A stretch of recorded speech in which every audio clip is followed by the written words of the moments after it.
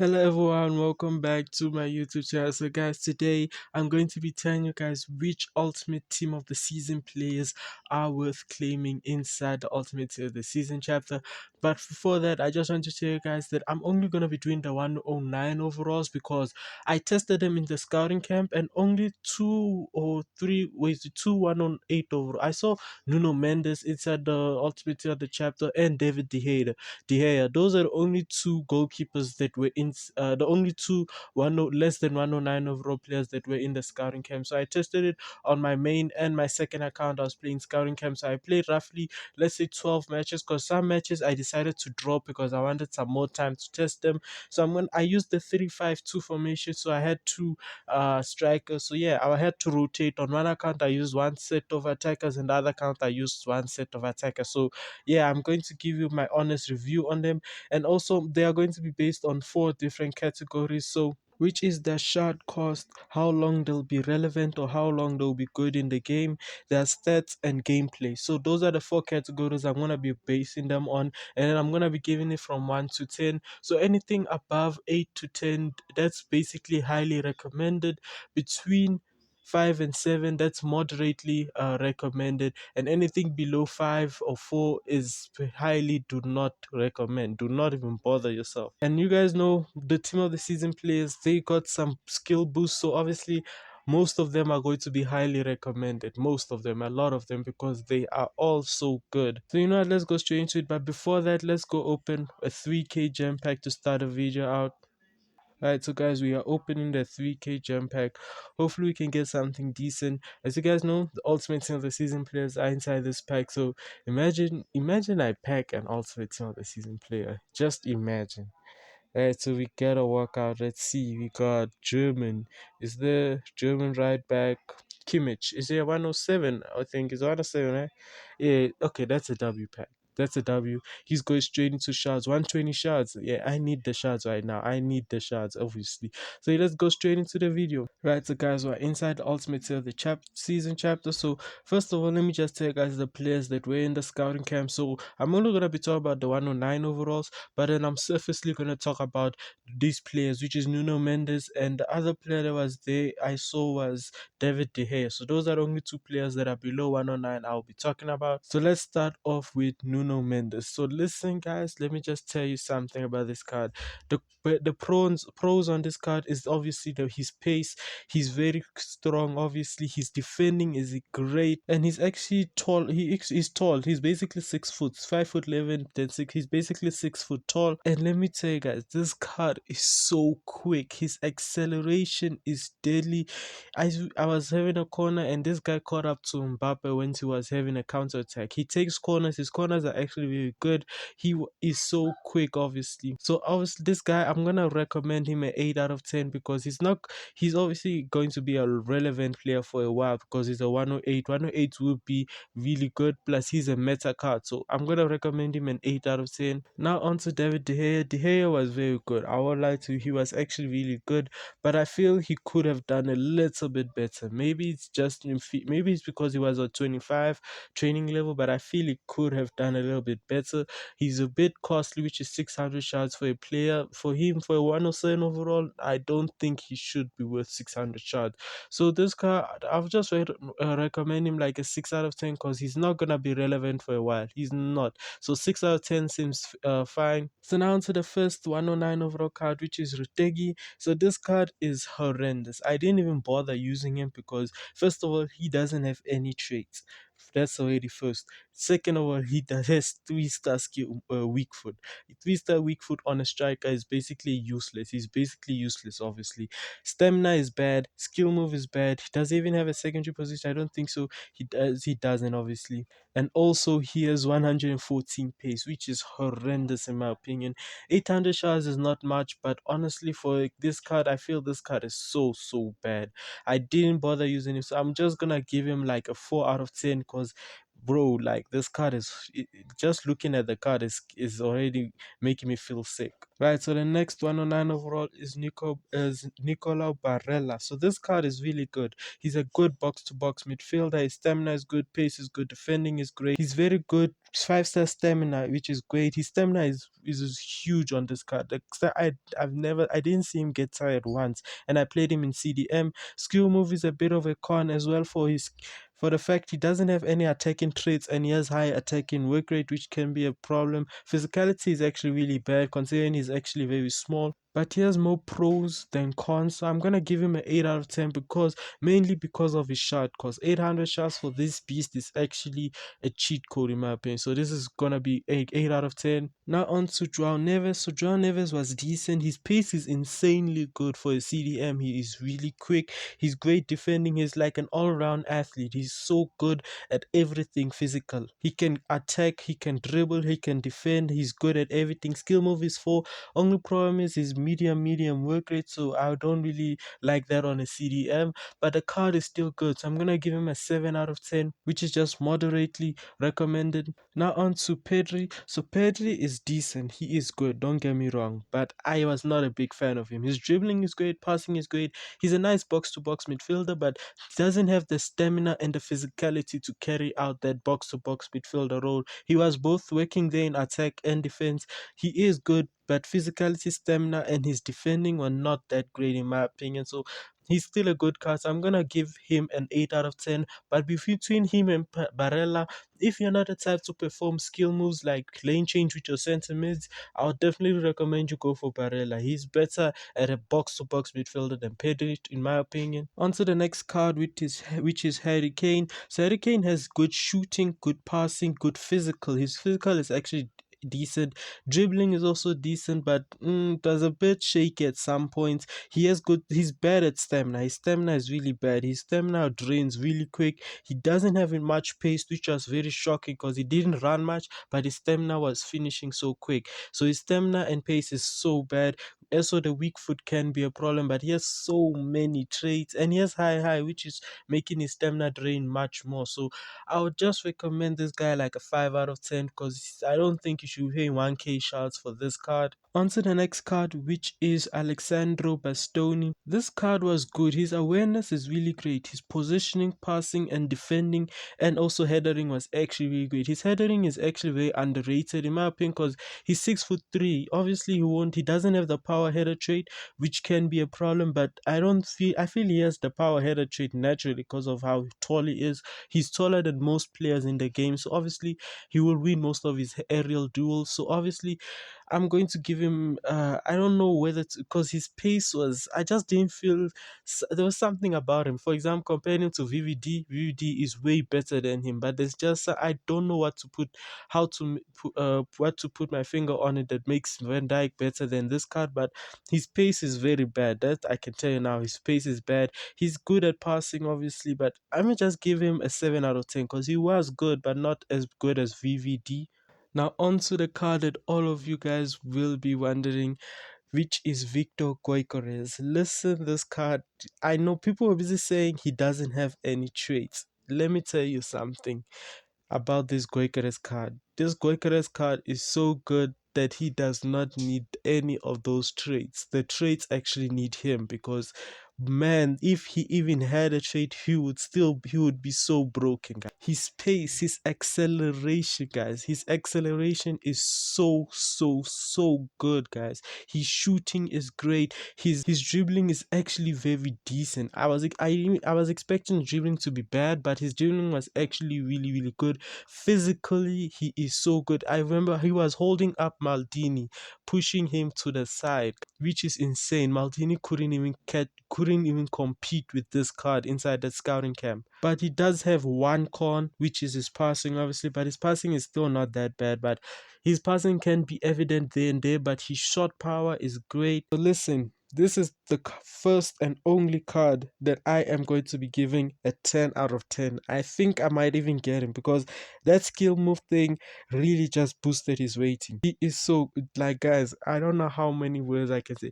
This guy was scoring goals left, right, and center inside the scouting camp, and those what I use them in my main account, which is actually crazy because in my main account I face tougher opponents, but this guy made it so easy to glide past defenders. Now on to the next card, which is Alexander Isak. I still use this guy's Winter Wonders card, and that Winter Wonders card still cooks.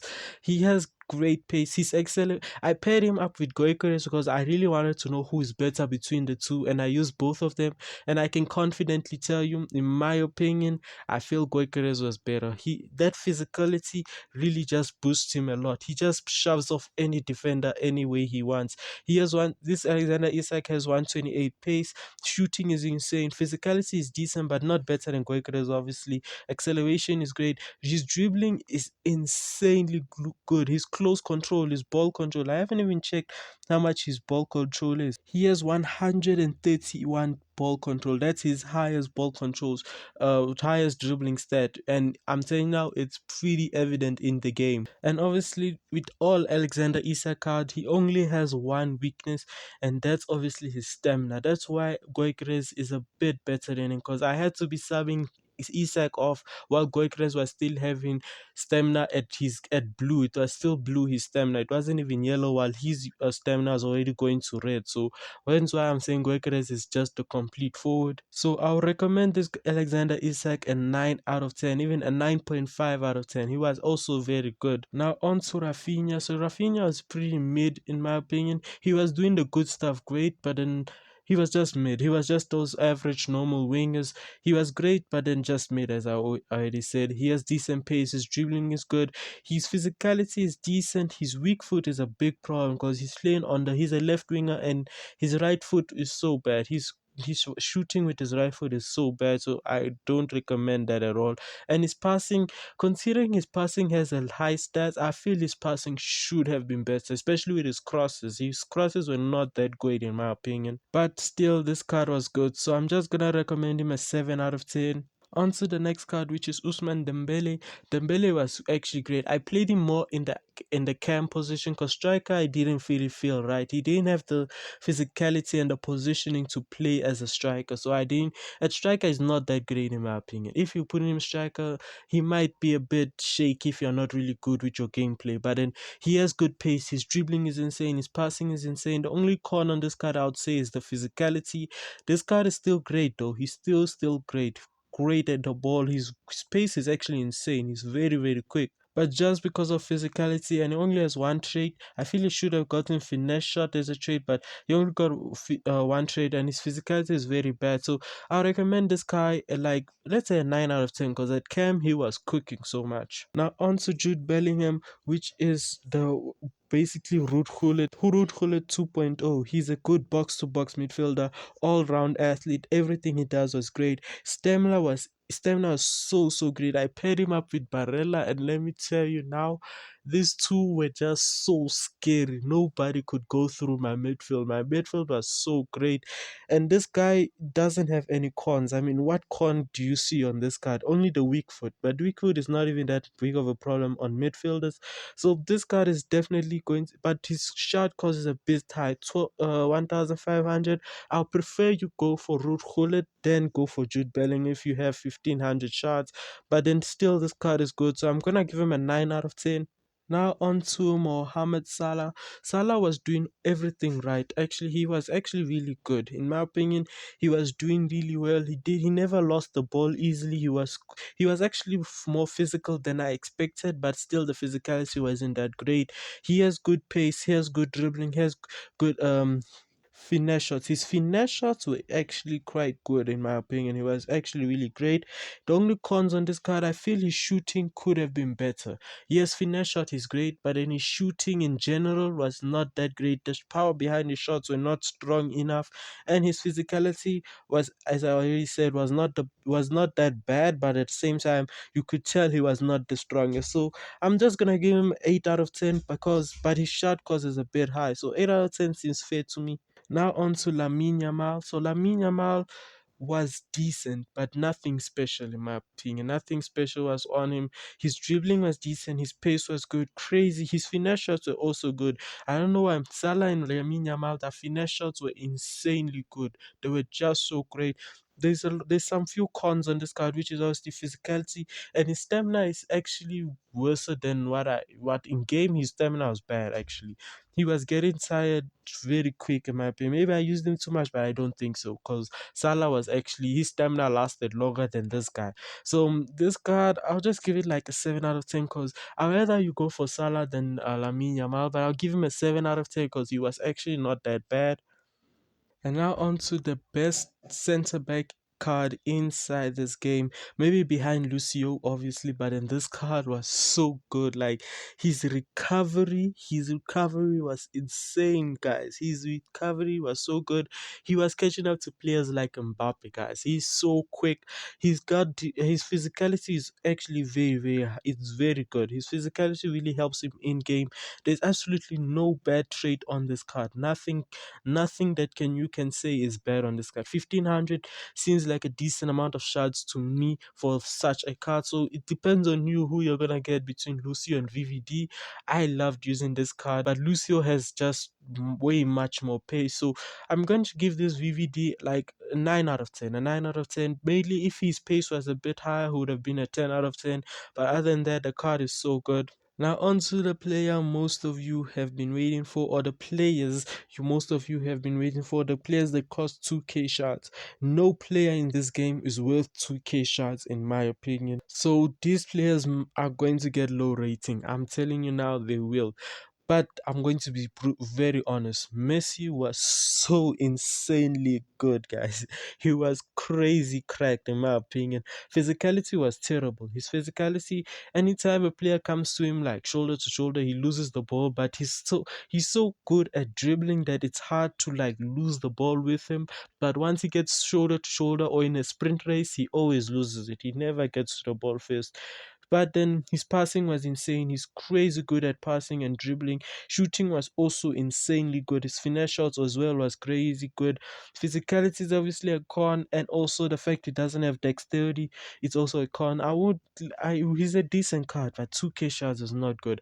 I'd even prefer you go for Dembele and play him at cam. I had so much fun playing Dembele at cam. He was so good at cam.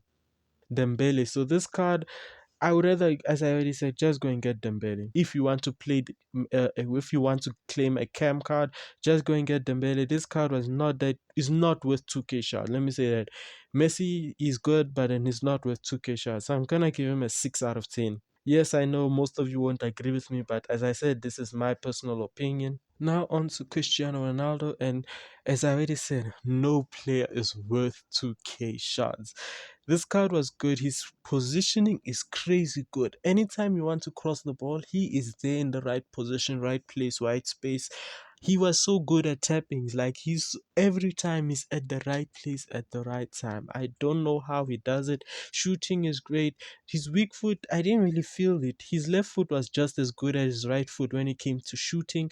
But then obviously pace is his main con, and obviously the weak foot can also be a con, but I didn't really feel it. His pace is the main con, but the fact he's 2k shards, nah, and his pace is not even that great. So I'm just gonna give him a 7 out of 10 because nah, he's good, but no man, 2k shards for this is not worth it in my opinion. Okay, now let's get to the last 2k shard player, and let me tell you something. I was having doubts on this Mbappé card, but no man, this card was so good. He was insanely good. He was cracked.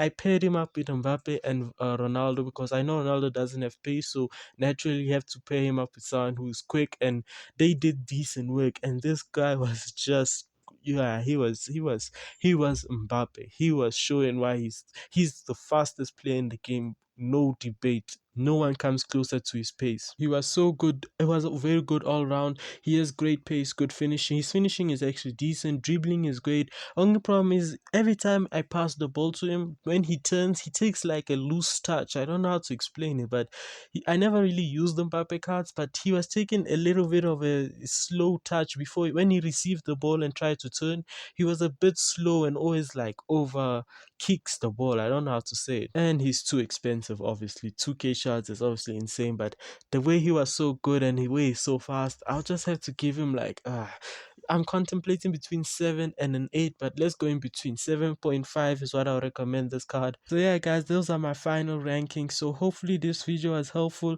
I used these players in the scouting camp and this was all my personal opinion.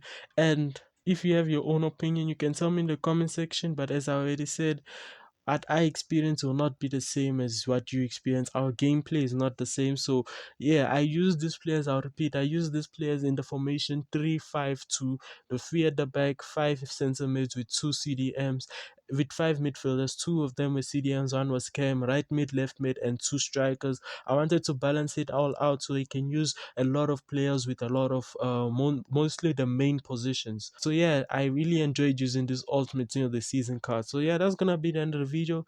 Thank you guys for watching. Please like, comment, and most importantly, please subscribe, and bye.